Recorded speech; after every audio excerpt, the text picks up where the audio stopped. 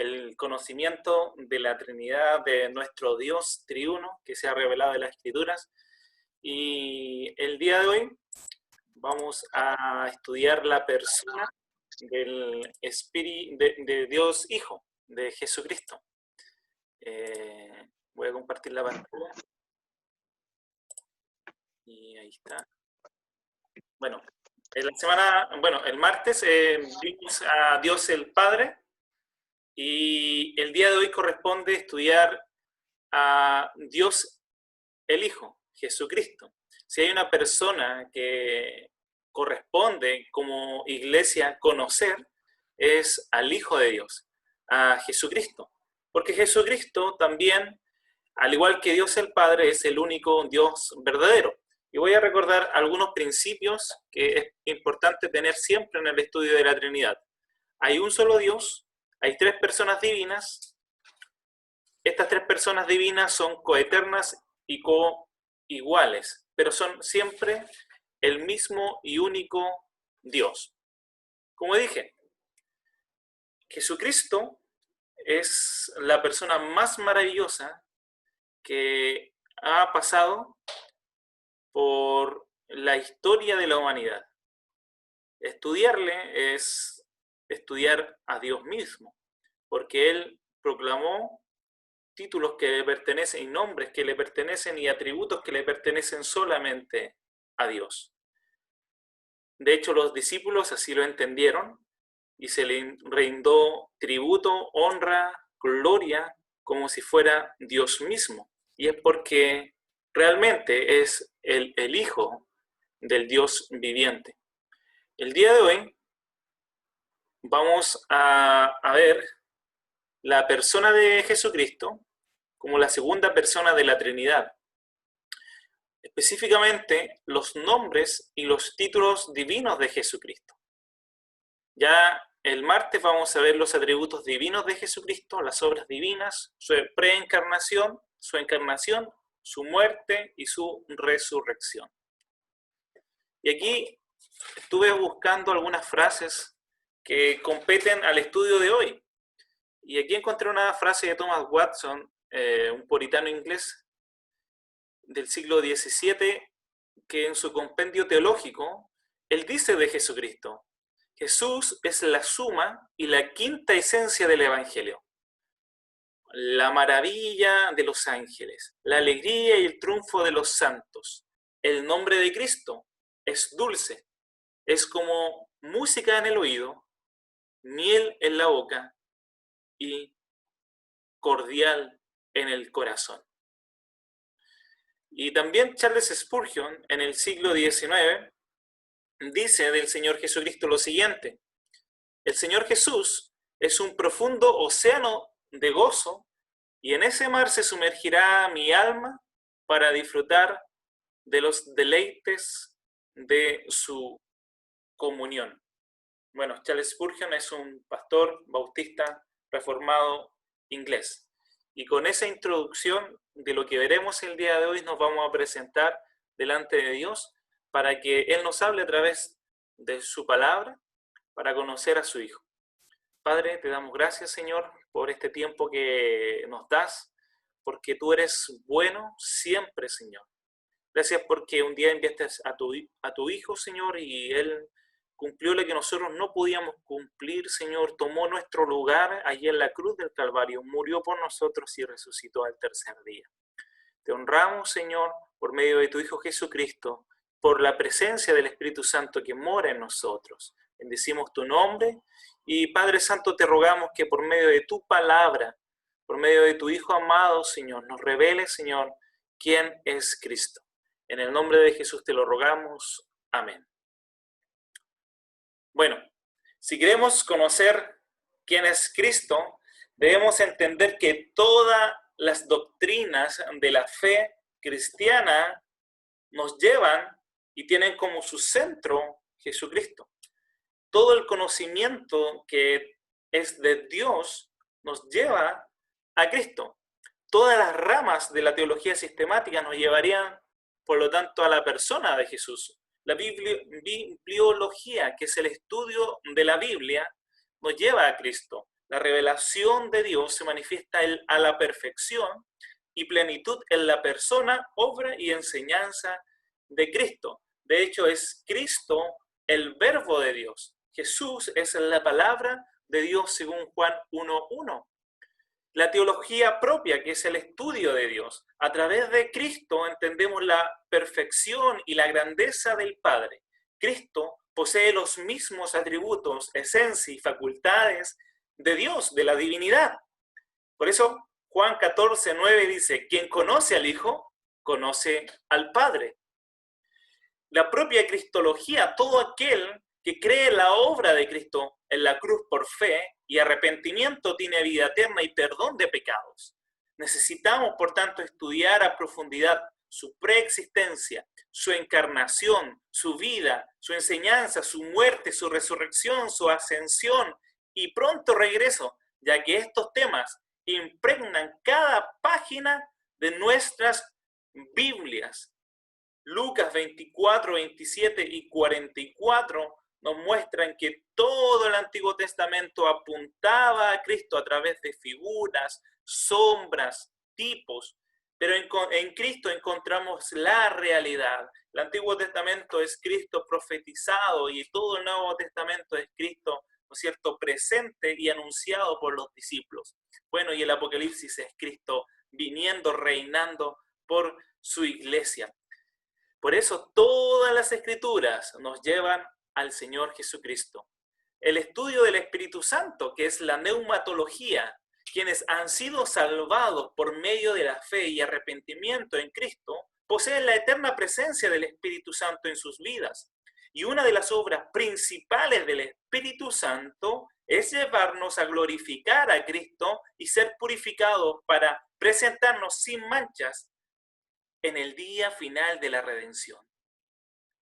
Eso nos dice Juan capítulo 16, verso 14. La antropología. La antropología es el estudio del ser humano. Solo en Cristo y en su perfección podemos comprender lo que significa ser humano y permanecer en inocencia. A pesar de que Adán y Eva fueron creados en inocencia, pecaron, fueron destituidos de la gloria de Dios. Pero Cristo, en quien verdaderamente se refleja la pureza humana y la perfección del ser humano en su estado de inocencia, aun cuando se encarnó, se mantuvo impecable, es decir, sin pecado. Eso lo vemos en Hebreos 4:15. La amartiología, no sé si han escuchado esa palabra, pero eso significa el estudio del pecado.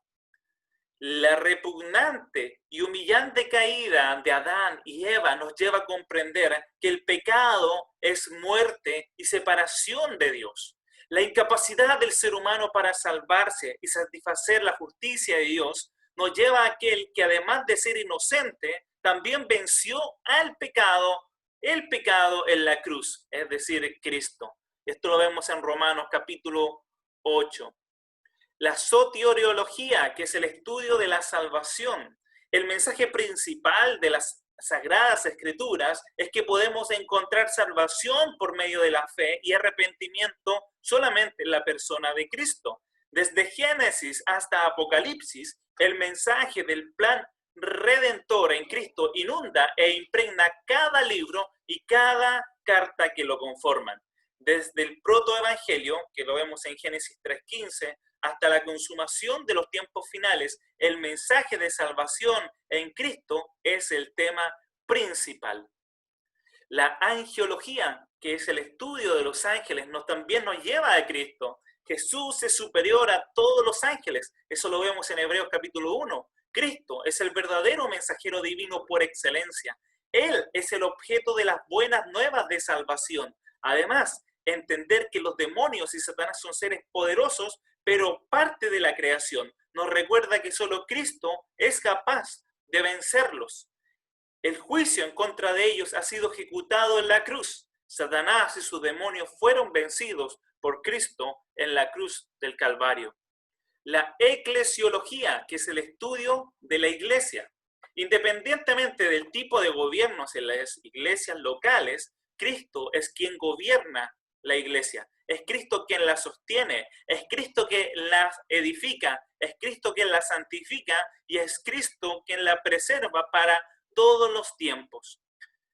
Como buenos administradores, la iglesia debe obedecer y honrar a su Señor, cumplir su tarea y proclamar las buenas nuevas de salvación a toda criatura, expandir el reino de Cristo por medio del Evangelio. Y la escatología, que es el estudio de los tiempos finales, el enfoque del fin de los tiempos, no es una nación étnica, jamás lo ha sido. En Cristo se cumplen las promesas de los pactos. Los tiempos finales son tiempos de gloria, porque Cristo regresará a poner a todo el universo bajo sus pies. Desde el anunciamiento de su victoria en Génesis capítulo 3, verso 15, que es el protoevangelio, la doctrina de los tiempos finales se centra en el reino, en la victoria y en una sola persona, Jesucristo. Por eso es que es tan importante como toda la teología, todas las disciplinas, las doctrinas teológicas del conocimiento de Dios nos apuntan a Cristo. Jesucristo es la segunda persona de la Trinidad. En la teología sistemática reformada de Joel Bick, Paul Smolin, en la página 358, dicen, es importante recordar que cuando hablamos de un orden en la Trinidad, no se trata de un orden cronológico, como si una persona existiera cuando las otras no, o de un orden ontológico, como si una persona tuviera más o menos atributos que otra, o más gloria o más dignidad que otra, sino cuando hablamos de un orden, ¿no es cierto? En la Trinidad hablamos de un orden personal que da forma al cómo las personas divinas se relacionan entre sí y cómo trabajan juntas en las obras ad extras o en el mundo o en su creación. Por lo tanto, aunque las escrituras enumeran a 3 personas en diferentes secuencias, el texto bíblico justifica que se llame al Padre la primera persona, como vimos en la clase pasada, y al Hijo la segunda persona que estamos viendo ahora, y al Espíritu Santo la tercera persona que veremos la próxima semana. Jesucristo es Dios. Eso es lo que nos dicen las Sagradas Escrituras. Él es el único Dios verdadero. El Nuevo Testamento da testimonio una y otra vez de la deidad del Hijo. La Biblia lo llama directamente Dios. Para aquellos como por ejemplo los testigos de Jehová que no creen en la deidad o que Jesucristo, en la deidad de Cristo o que Jesucristo no es Dios, ellos dicen, no, es solamente una criatura, pero no es el Dios todopoderoso. Bueno, hay un peso escritural que ellos deben responder. Primero, ¿cómo presenta el apóstol el apóstol Pedro en su segunda carta, capítulo 1, verso 1? Dice, Simón Pedro, siervo y apóstol de Jesucristo, a los que habéis alcanzado por la justicia de nuestro Dios y Salvador Jesucristo. Ahí lo sitúa como Dios. Y luego Tito dice, al final de una de sus cartas, dice, aguardando la esperanza bienaventurada y la manifestación gloriosa de nuestro gran Dios y Salvador Jesucristo. Directamente los discípulos están diciendo que Jesucristo es Dios, pero hay más pruebas. Por ejemplo, cuando Jesucristo se le aparece al discípulo que era incrédulo, Tomás, y luego de que Tomás se dio cuenta que era el Cristo resucitado, él dijo sus palabras, y unas palabras de exclamación que hasta el día de hoy deben resonar en la iglesia, Señor mío y Dios mío, refiriéndose al Cristo resucitado. Y es más, el apóstol Pablo en la carta de Colosenses capítulo 2, verso 9 dice, porque en él habita corporalmente toda la plenitud de la deidad. Es decir, Jesús es completamente Dios. Y eso da testimonio también el apóstol Juan, en Juan 1:1, cuando dice que en el principio era el verbo era con Dios y el verbo era Dios. Ese verbo era Jesús. Pero también hay más. Romanos 9:15. Allí se nos dice, el apóstol Pablo, ahí escribiendo la iglesia de Roma, de quién son los patriarcas y de los cuales, según la carne, vino Cristo, el cual es Dios sobre todas las cosas, bendito por los siglos. Amén. En el libro Dios es Jesús de Nazaret, escrito por Eduardo de la Segura, hablando desde la cristología desde dentro.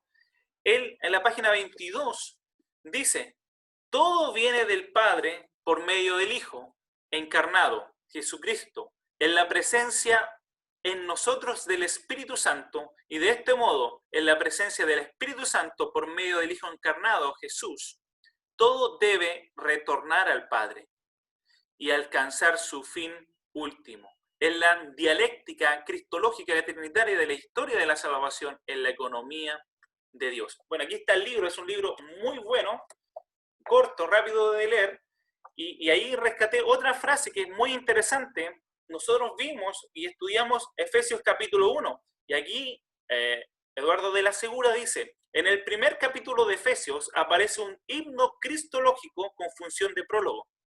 En él narra el proyecto de salvación cuyo fundamento y estructura es el misterio trinitario. Ahora bien, dice, si la Trinidad es el fundamento, hay que añadir, sin caer en contradicción, que su manifestación histórico-temporal posee una estructura cristológica. La triple repetición para la alabanza de la gloria, referida a cada una de las personas divinas de la Trinidad, encuentra en la revelación de Cristo la clave de todo el misterio cristiano. En la historia del desarrollo de la doctrina de la Trinidad, se nos hace ver esta mutua implicación entre cristología y la Trinidad. Ahora, no sé si han escuchado muchas veces del misterio de la piedad. Muchas veces hablan de que el Padre se hizo carne y argumentan a este texto de primera de Timoteo capítulo 3 verso 16, diciendo que Dios en la forma de hijo se hizo carne, y esto lo ocupa mucho la herejía modalista. Sin embargo, debemos entender quién es Cristo y de qué manera Cristo se hace hombre.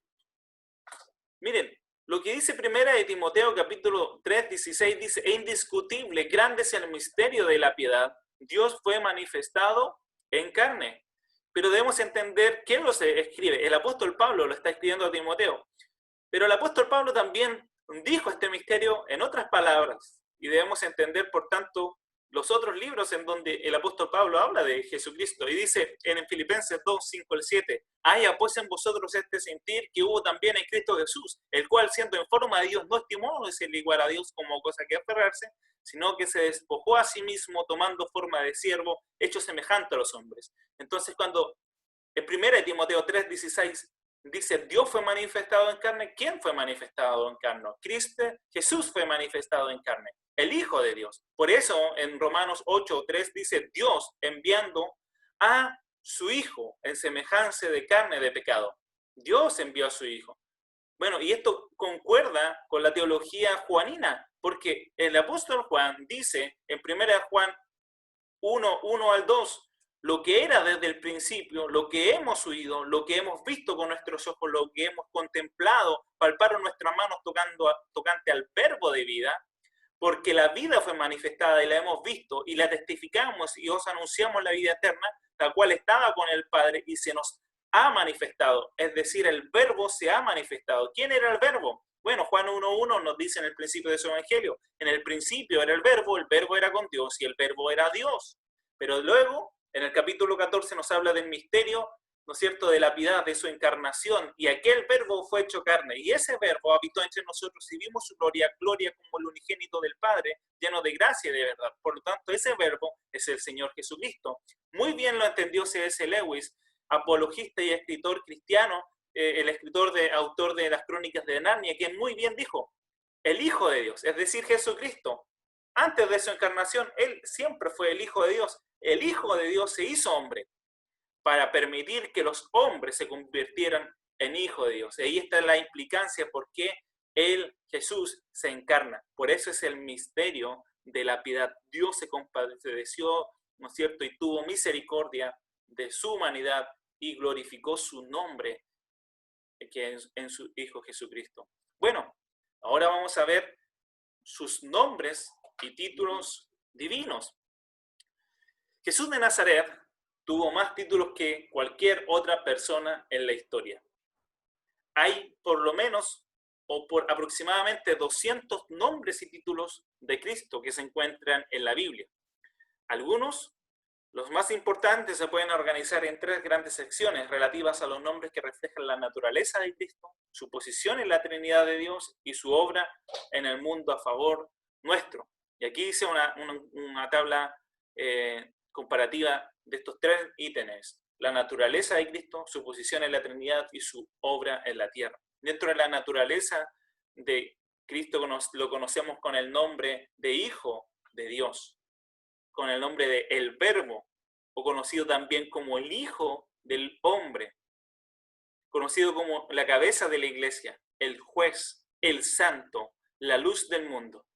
Pero dentro de su posición, dentro de la Trinidad, es conocido como Emmanuel, que es Dios con nosotros, o yo soy, que significa, bueno, en el Evangelio de Juan nosotros vemos 7 yo soy, ¿no es cierto?, mostrándose a Jesucristo como el mismo Dios del Antiguo Testamento que se le apareció a Moisés. Bueno, también se le reconoce como aquel que es Señor de todos, o el Alfa y el Omega, que es el principio y el fin, y que es el Dios verdadero. Por tanto, solamente estos nombres ya nos muestran la divinidad del Hijo de Dios, pero también su obra en la tierra. Él es autor y consumador de nuestra fe. Él es el Cordero de Dios que pagó nuestros pecados. Como en el Antiguo Testamento veíamos tipología a través de la función que cumplían estos corderos de limpiar el pecado. Y esto es muy importante, que los corderos solamente limpiaban el pecado, pero solamente lo cubrían el pecado. Pero este Cordero de Dios, Jesús, quitó el pecado. Hay una gran diferencia. Jesús es el mediador, Jesús es la roca, Jesús es el Salvador, el sumo sacerdote y nuestro buen pastor. Estos son algunos títulos y el día de hoy vamos a estudiar algunos nombres del Señor Jesucristo. Primero se le llama Hijo. Cuando el Señor Jesucristo se bautizó, el Padre desde el cielo clamó: este es mi Hijo amado, en quien tengo complacencia. Es sorprendente que le dice el adjetivo amado, porque nosotros entendemos que el Hijo de Dios con el Padre tuvo una relación eterna de amor junto al Espíritu de amor, que es el Espíritu Santo. Luego el escritor de Hebreos, en Hebreos capítulo 1, verso 2, dice que Dios habló por medio del Hijo, a quien constituyó heredero de todo y por quien asimismo hizo el universo. Más luego sigue diciendo: pero el Padre dice del Hijo: tu trono, oh Dios, por el siglo del siglo. Esto es, por lo tanto, al llamarle Hijo, le están llamando Dios. Pero no solamente con Hijo, sino también Hijo de Dios, se le llama a Jesús. De hecho, es el nombre que aparecen aproximadamente 42 veces en el Nuevo Testamento y que afirma la deidad de Jesucristo. ¿Recuerdan cuando Jesús estaba en el madero y había un centurión y que vio todo lo que había pasado con Jesús y él dijo: verdaderamente este era el Hijo de Dios? Pero también en otra ocasión, cuando Jesús había sanado a un ciego y los judíos, ¿no es cierto?, lo expulsaron y Jesús le halló y le dijo: ¿crees tú en el Hijo de Dios? Respondió él y le dijo: ¿quién es, Señor, para que crea en él? Y le dijo Jesús: pues le has visto, el que habla contigo, él es el Hijo de Dios. Bueno, la voz del cielo en 2 ocasiones diferentes lo proclamó como Hijo de Dios, en el bautismo y en su transfiguración, que es el Padre aclamó con un sentido de propiedad: este es mi Hijo. Jesús usó este título para sí mismo en varias ocasiones. El ser Hijo de Dios significa que Él es de la misma naturaleza de Dios. Por tanto, este título, este nombre, revela la naturaleza divina de Dios. Al ser juzgado ante el concilio, Jesús declaró ser el Hijo de Dios. ¿Y qué generó cuando Jesús dice esto? Los líderes religiosos llevaron con engaño a Jesús ante Pilato por rebelión, pero en realidad su razón principal fue quebrantar la ley y el declararse Hijo de Dios, lo cual es una blasfemia viniendo de una criatura, decían ellos, pero no del Dios mismo. Esto, por lo tanto, generó escozor y esto generó que lo colgaran en la cruz del Calvario. Pero bueno, esto siempre estaba en el propósito eterno de Dios, que Él muriera por nosotros. Ahora hay que entender esto también, que el Hijo de Dios, como lo dije en la clase anterior, es un Hijo eterno. Por tanto, esto de la eterna generación del Hijo, podríamos hablar una clase entera de esto, y muy poco también he visto que se habla, pero es muy importante entender cómo vemos al Hijo de Dios. Cuando se habla de la singularidad o la peculiaridad del Hijo de Dios como persona, escritural e históricamente se le ha distinguido con el Padre y del Espíritu Santo, porque el Hijo es de generación eterna. Es decir, por el hecho de que el Padre engendró al Hijo antes que el tiempo comenzara. Muchos han dicho que el Hijo comenzó cuando Él nació, en su encarnación. Otros dicen que el Hijo comenzó en su resurrección. Pero la verdad es que el Hijo siempre ha existido como el unigénito del Padre. El Hijo de Dios es engendrado desde la eternidad. Nunca fue hecho ni creado, como dicen los arrianos o los testigos de Jehová.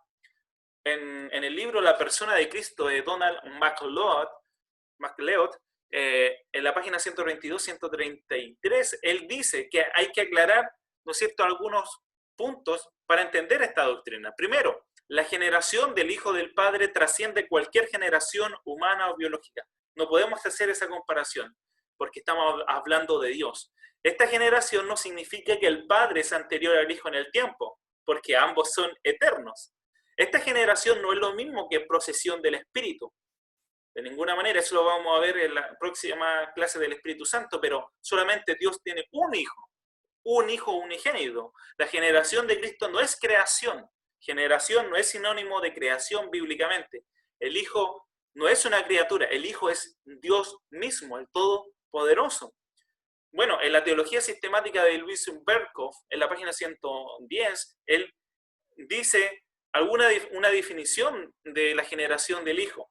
Y él dice estas palabras: es aquel acto necesario y eterno de la primera persona de la Trinidad, por medio del cual dentro del ser divino está la base para una segunda subsistencia personal semejante a la primera, es decir, semejante a la misma del Padre, y pone a esta segunda persona en posición de la completa esencia divina sin ninguna división, enajenación o cambio.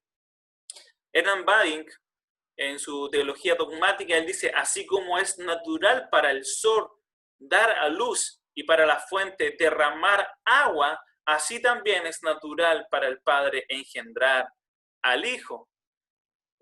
Encontramos múltiples pasajes en donde vemos la imagen de que Jesús es el Hijo unigénito del Padre. Cuando el Verbo se hace carne, ¿no es cierto?, y habita en medio de nosotros, y el apóstol Juan dice: y vimos su gloria como el unigénito del Padre, lleno de gracia y de verdad. Luego lo vemos en el versículo 18 del capítulo 1, a nadie Dios le dio jamás el unigénito Hijo que está en el seno del Padre, es decir, que está en la intimidad, cara a cara con el Padre, y que siempre ha estado con el Padre, porque el Padre es eterno, por tanto el Hijo también debe ser eterno. Él ha dado a conocer quién es Dios.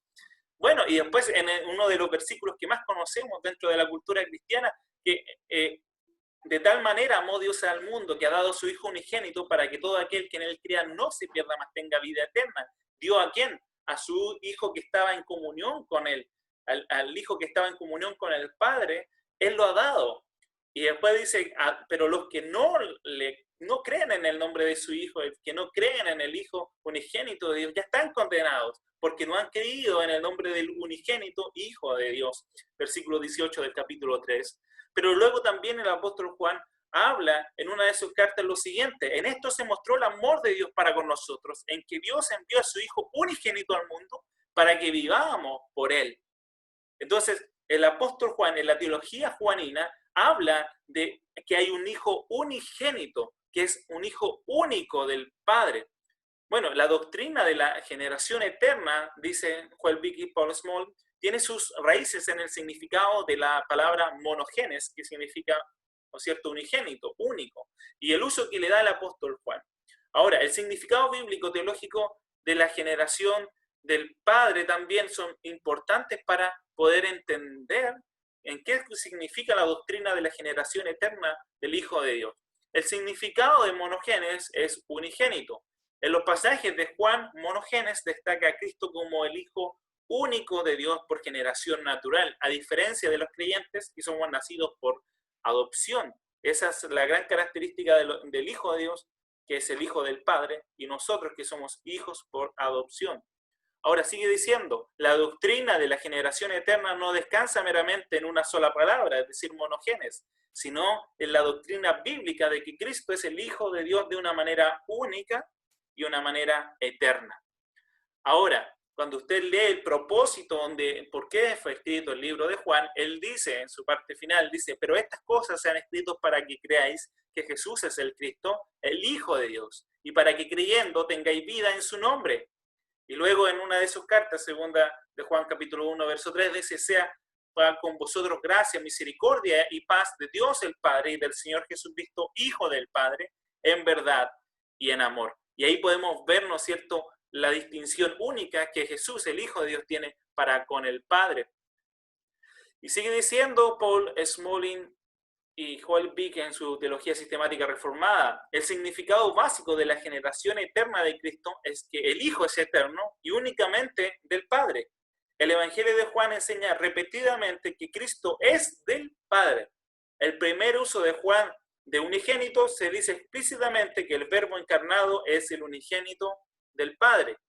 Y esta condición del abarca todo lo que el Hijo es y el Hijo hace. Entonces, al hacer un estudio de Juan capítulo 5, verso 17 al 20, mostrará que el Hijo hace lo que hace el Padre. El Hijo sabe lo que sabe el Padre. El Hijo da vida a quien da vida al Padre. El Hijo es honrado del Padre y el Hijo tiene vida en sí mismo del Padre. Todo lo que tiene que ver con el Hijo proviene del Padre, no de la creación o del orden cronológico, sino de un orden relacional y personal. La generación del Hijo es especialmente clara en el versículo 26 de este capítulo, porque como el Padre tiene vida en sí misma, así también ha dado al Hijo el tener vida en sí misma. De tener vida en sí mismo no se trata solo de una misión divina, sino de la naturaleza divina, que Dios es autoexistente. Esta vida en sí mismo tampoco fue concebida al Hijo mediador encarnado, porque al principio de la creación el Hijo, es decir, en el Hijo ya estaba la vida. Sin embargo, la vida autoexistente fue dada al Hijo de una manera de generación eterna. Bueno, muy bien dice Herman Bavinck en su Teología Dogmática Reformada, Dios no es una sustancia abstracta, fija, monótona, solitaria, sino una plenitud de vida. Es su naturaleza ser generativo y fructífero. Mire, y aquí hice una tabla comparativa entre la filiación de Cristo y la filiación de nosotros los cristianos. Y aquí hay ciertos ítems. En el tiempo, Jesús es el Hijo eterno de Dios, mientras que nosotros hemos renacido y adoptados por regeneración. Las raíces, Jesús siempre es una sustancia con el Padre, eternamente, mientras que nosotros antes de entrar en la gracia de Dios éramos hijos de ira. La identidad, Jesús es la imagen coesencial y infinita de Dios, mientras que nosotros somos portadores creados y limitados de la imagen de Dios. Mire las bases, Jesús es independiente de nosotros, pero como hijo. Ahora nosotros somos hijos de Dios solo por ser dependientes a Cristo. La singularidad, Jesús es hijo único, unigénito, mientras que nosotros tenemos muchos hermanos y hermanas. La condición, Jesús es propietario, Jesús es Señor y Dios, mientras que nosotros somos propiedad, sirvientes y criaturas. La naturaleza, Jesús es hijo de Dios por naturaleza natural, mientras que nosotros somos hijos e hijas solamente por gracia, por medio de la adopción en Cristo por el Espíritu Santo. ¿Ven la diferencia entre la filiación de Cristo y la filiación de nosotros? Hay que siempre hacer esas, ¿no es cierto?, diferenciaciones. Pero también a Jesús se le llama Emmanuel. Pero esto es de una profecía que viene de Isaías 7:14. Por tanto, el Señor mismo os dará señal. He aquí que la Virgen concebirá y dará a luz un hijo y llamará su nombre Emmanuel. Y esto lo vemos cuando el ángel se aparece, ¿no es cierto?, a María y dice en Mateo 1:23, he aquí una virgen concebirá y dará a luz un hijo y llamará su nombre Emmanuel, que traducido es Dios con nosotros. Emmanuel es Dios con nosotros, predicho por el profeta Isaías y repetido por el ángel que le anunció a José. Bueno, ahí lo vemos, ¿no es cierto? El niño será llamado Emmanuel, que significa Dios con nosotros. La deidad descendió a vivir por un tiempo en la tierra, entró entre hombres y mujeres. ¡Wow! Sorprendente. Eso significa Emmanuel y refleja la deidad. También el nombre o el título verbo, que en griego significa logos.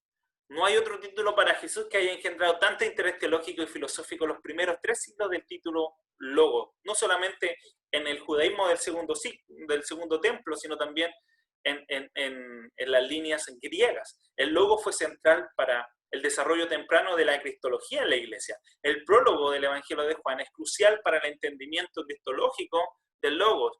Juan 1.1 dice, en el principio era el verbo logos era con Dios, y el verbo, que significa logos en griego, era Dios.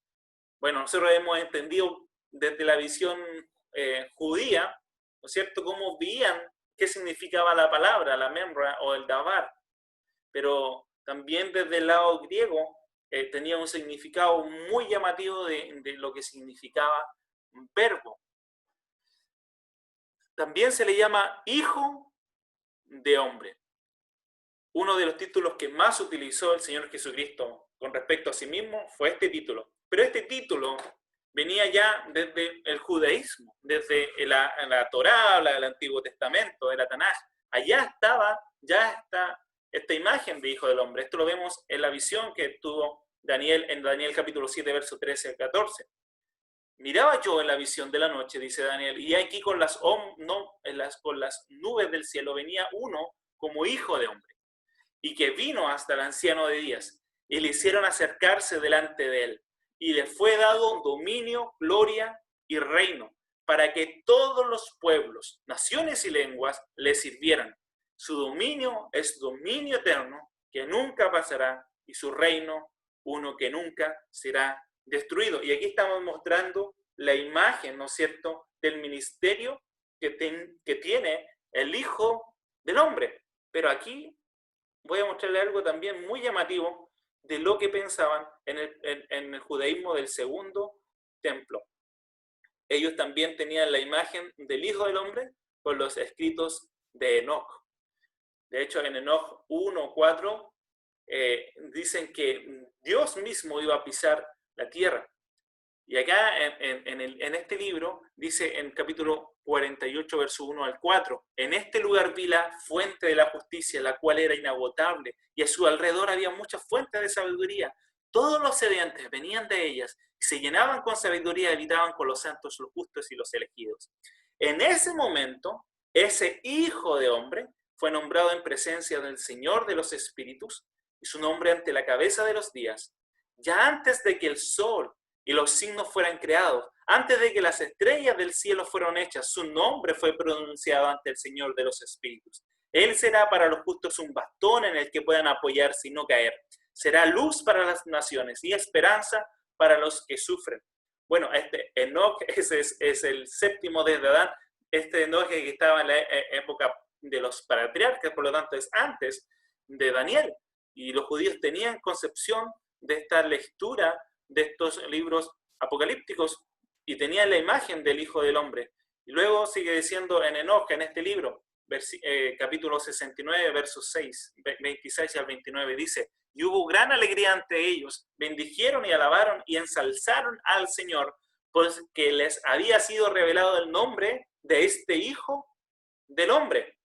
Y él se sentó sobre el trono de su gloria, y la suma del juicio le ha sido dada al Hijo del Hombre, y él ha hecho que los pecadores sean expulsados y destruidos de la faz de la tierra, y los que han descarriado al mundo serán atados con cadenas, y el lugar donde habían sido reunidos para la destrucción serán encarcelados, y todas sus obras desaparecerán de la faz de la tierra. A partir de entonces nada se corromperá, porque este Hijo de Hombre ha aparecido y se ha sentado en el trono de su gloria.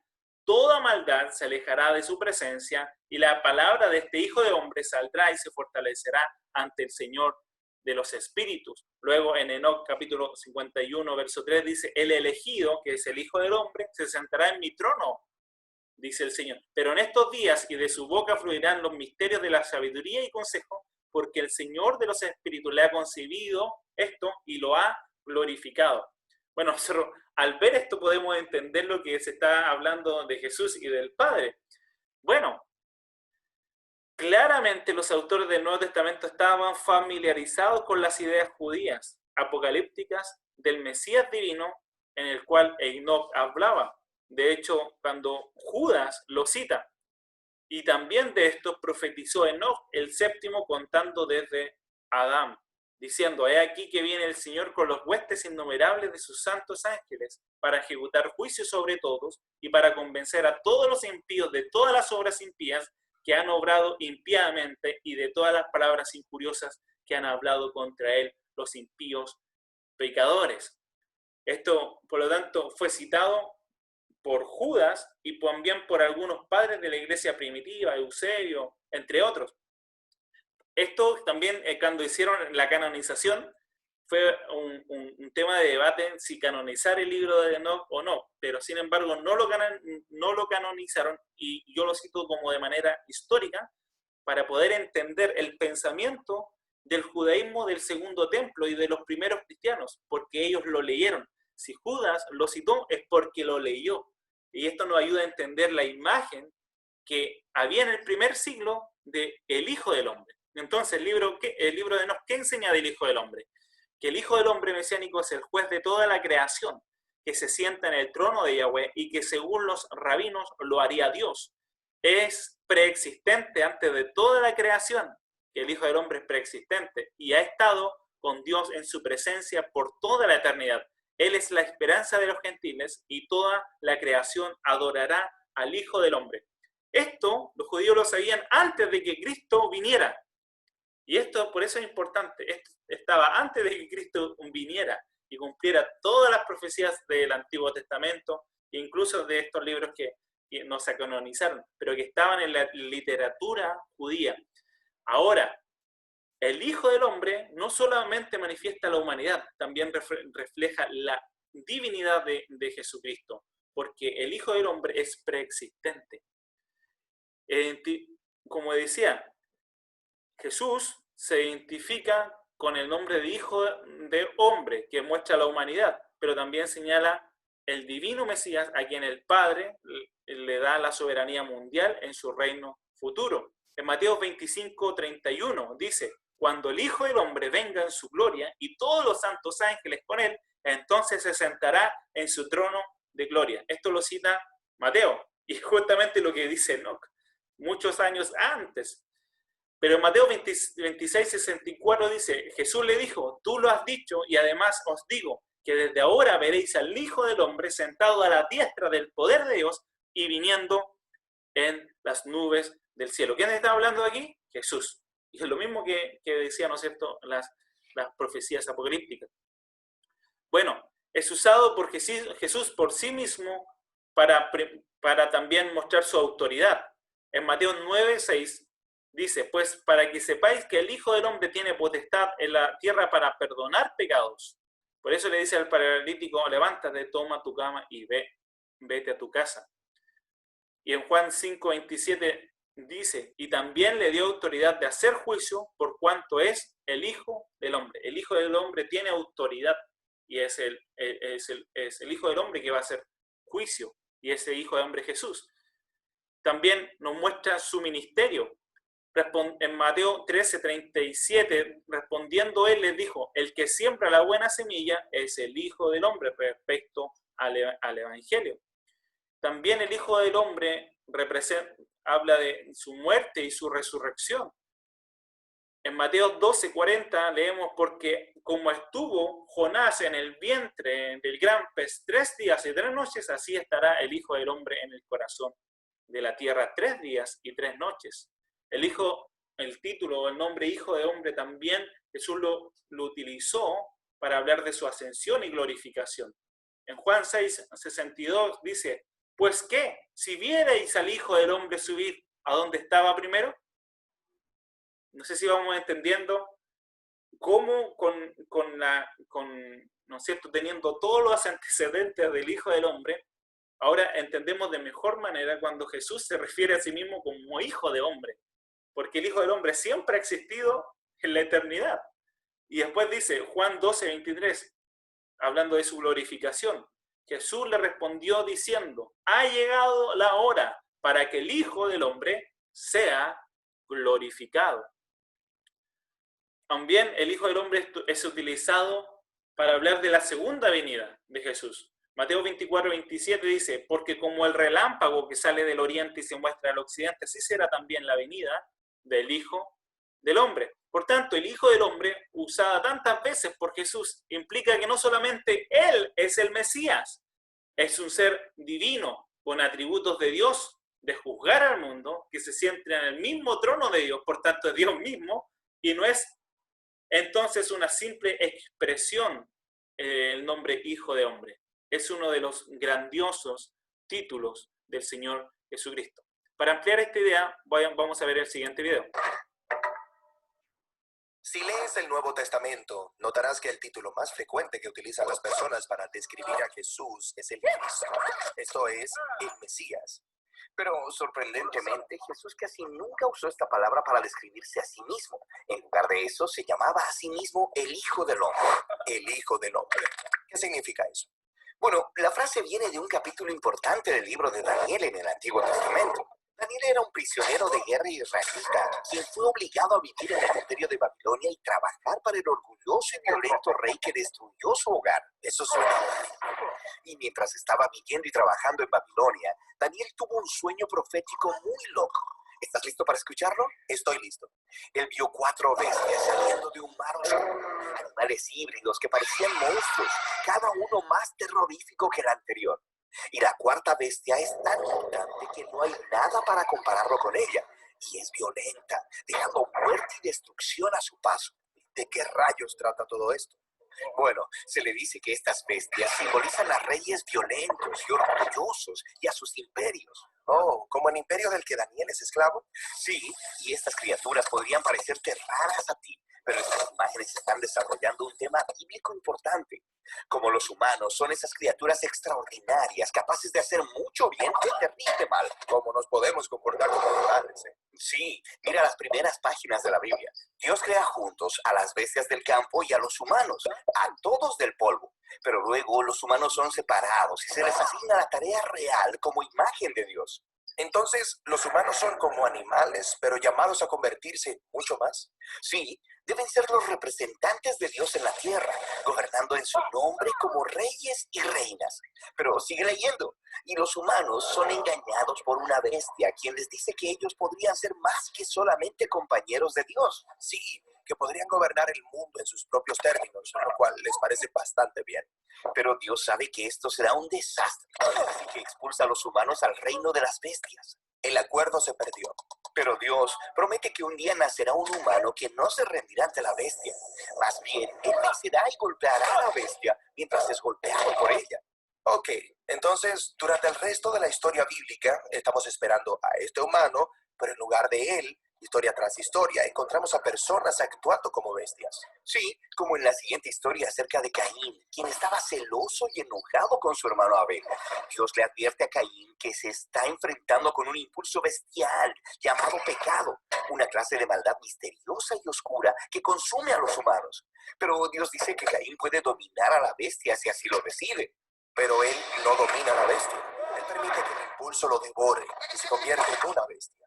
Y luego, después de esto, los hijos de Caín esparcen su violencia animal, y ello lleva a la fundación de toda una civilización conocida por su orgullo bestial, la ciudad de Babilonia. Ok, Babilonia. Entonces, adelantemos. ¿Es aquí donde Daniel está esclavizado y teniendo este extraño sueño? Exactamente.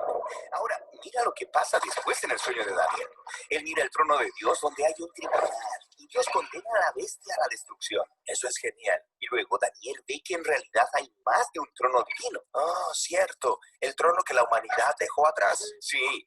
No ha habido un humano capaz de vencer a la bestia y gobernar junto con Dios hasta ahora.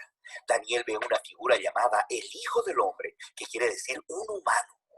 Y él sube en una nube a la presencia de Dios y se sienta en el trono divino para gobernar el mundo. El acuerdo es renovado. Sí, y aún más, toda la humanidad adora y sirve a este Hijo del Hombre al mismo tiempo que a Dios. Oh, lo adoran. Así que este no es un humano ordinario. Este es como un Dios humano. Exactamente. Entonces, ahora puedes ver por qué, cuando entró en escena siglos después, Jesús de Nazaret eligió este título para sí mismo, el Hijo del Hombre. Él estaba diciendo que era ese humano verdadero, llevando a cabo la misión de confrontar a la bestia. Fue tentado a procurar poder en los términos de la bestia.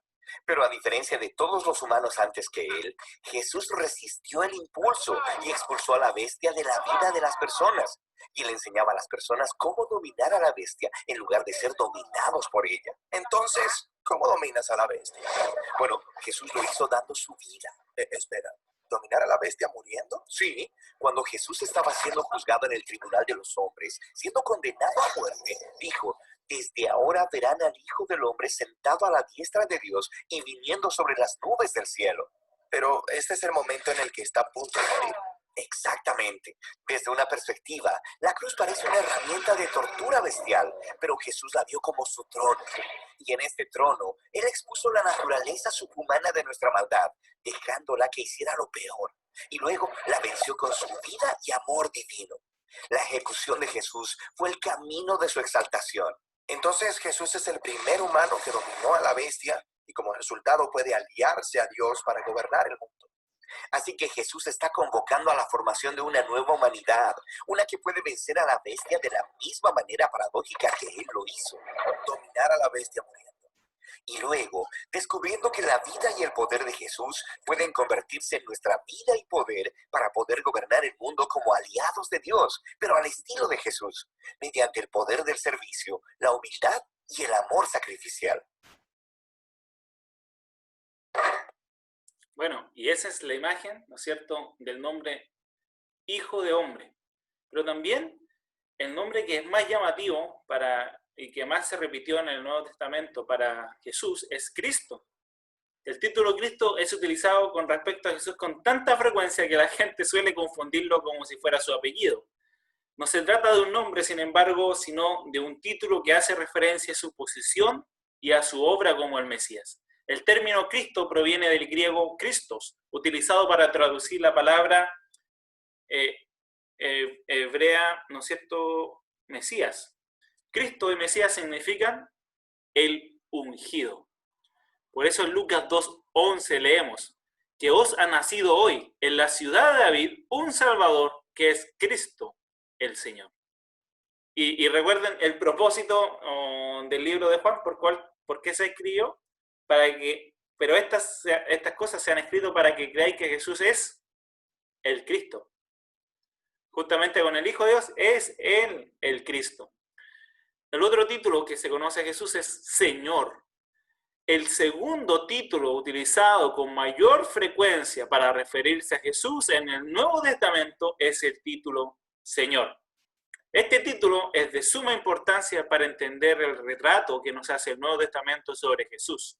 Cuando llamamos a Jesús Señor, le reconocemos como el amo único. De hecho, la palabra griega para Señor es kurios o kyrios y aparece cerca de 750 veces en el Nuevo Testamento. Su significado es fundamental porque Él es el soberano, Él es el amo, Él es el dueño, Jesús. Dios lo ha hecho Señor y Cristo cuando Pedro estaba predicando, ¿no es cierto?, en el día de Pentecostés. Y muy bien lo entendió el apóstol Pablo, Santiago, Pedro mismo y Juan. De hecho, en sus cartas iniciales, cuando se presentan a la iglesia, por ejemplo, Pablo en la carta de Corintios, 1 Corintios 1:3, dice: gracia y paz a vosotros de Dios nuestro Padre y del Señor Jesucristo. Y lo significativo de esto, que Señor es un título de divinidad. Por tanto, lo que está diciendo acá es que Dios el Padre es Dios y Jesucristo también es Dios, al decirle Señor. Solamente Dios es el Señor. Ahora, Santiago, ¿no es cierto?, habla también de que Jesús es el Señor. El apóstol Pedro nos habla de que Jesús es el Señor en su inicio de las cartas. Y el apóstol Juan, ¿no es cierto?, nos habla de que Jesús es el Señor. el Señor. Algunas veces se utiliza como título de cortesía, pero en muchas ocasiones lo usaron para referirse a su deidad. El nombre se usó con tanta frecuencia nuestro Señor y se deriva de la traducción del término hebreo Yahweh. Esto es muy significativo, porque esto es traducido en el Antiguo Testamento como Jehová. Cristo es identificado con el Dios como el Dios del Antiguo Testamento. Marcion, que era un hereje, hablaba de los atributos de Dios, que Dios en el Antiguo Testamento es diferente al Dios del Nuevo Testamento, que el Dios del Antiguo Testamento es un Dios airado y Dios del Nuevo Testamento es un Dios de amor. Sin embargo, eso es herejía, porque el mismo Dios que está en el Antiguo Testamento es el mismo Dios que está en el Nuevo Testamento.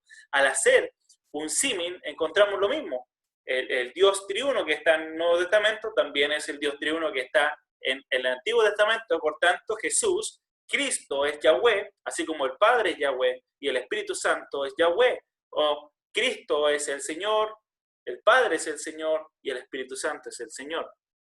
Mire, la teología sistemática reformada dice lo siguiente: Jesucristo es el Señor, Kyrios.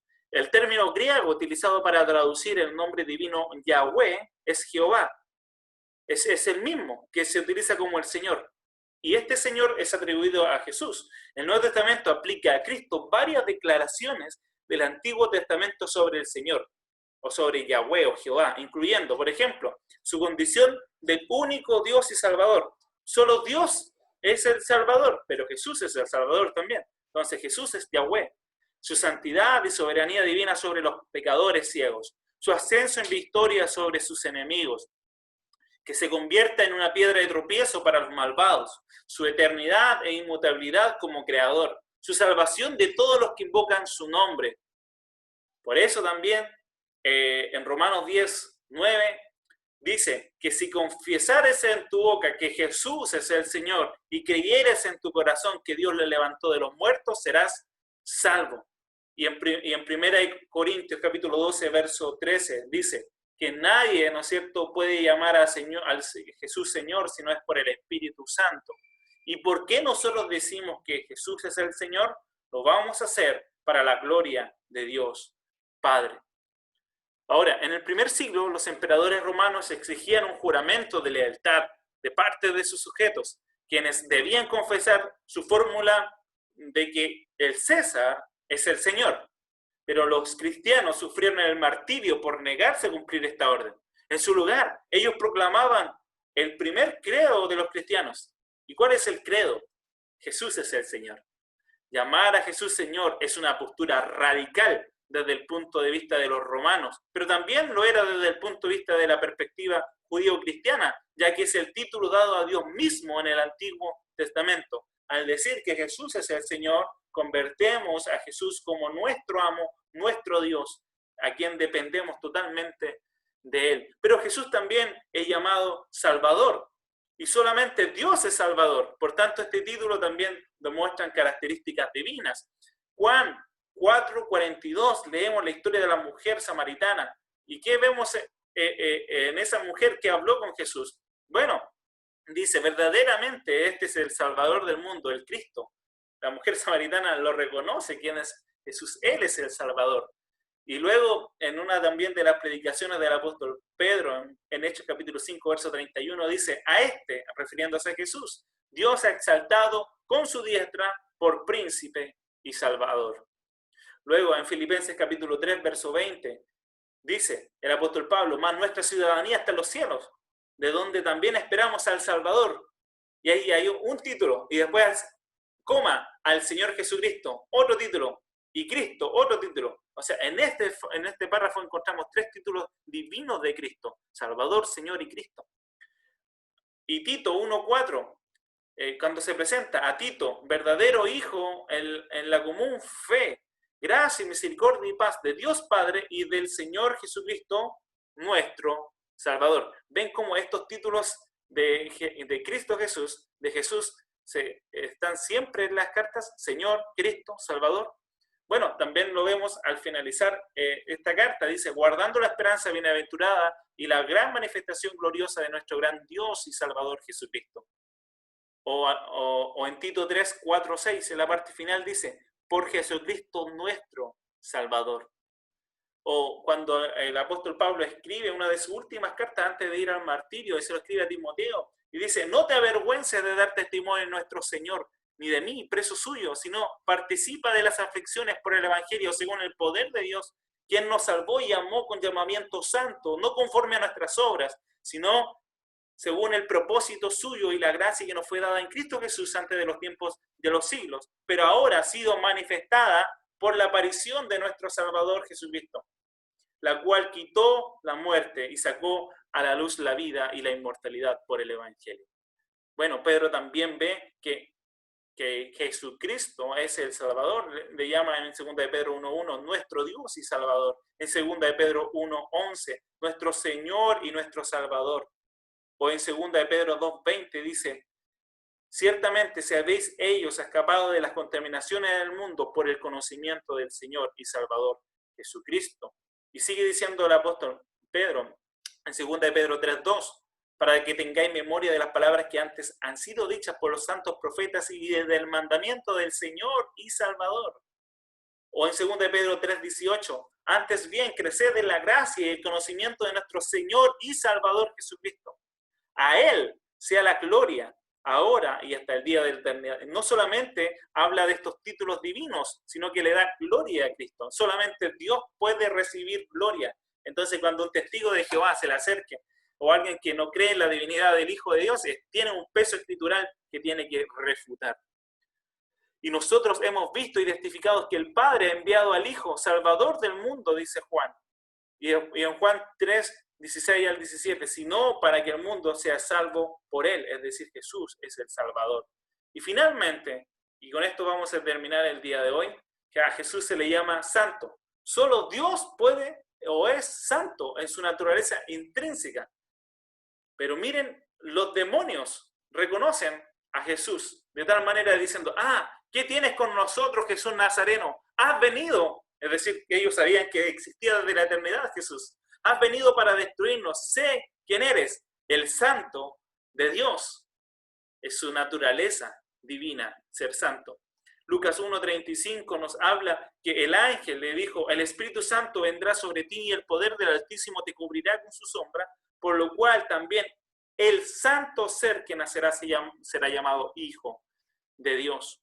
O en la predicación del apóstol Pedro dice, porque no dejarás mi alma en el Hades, ni permitirás que tu santo vea corrupción, haciendo referencia al Salmo 2.